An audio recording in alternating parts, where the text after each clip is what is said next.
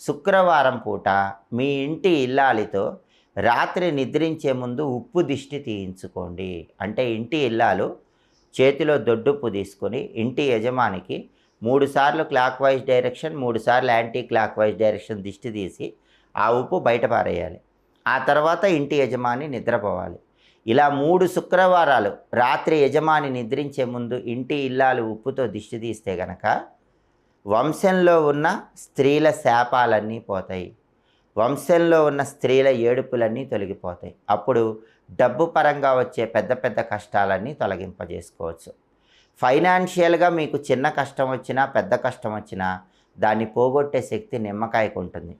పరిహార శాస్త్రంలో నిమ్మకాయలు చాలా శక్తివంతమైనది. ఎప్పుడైనా సరే నిమ్మకాయ పులిహోర మీ చేత్తో ఎదుటి వాళ్ళకి పంచిపెడితే డబ్బు పరమైన కష్టాలన్నీ తొలగిపోతాయి. నిమ్మకాయ పులిహోర తీసుకున్న వాళ్ళకి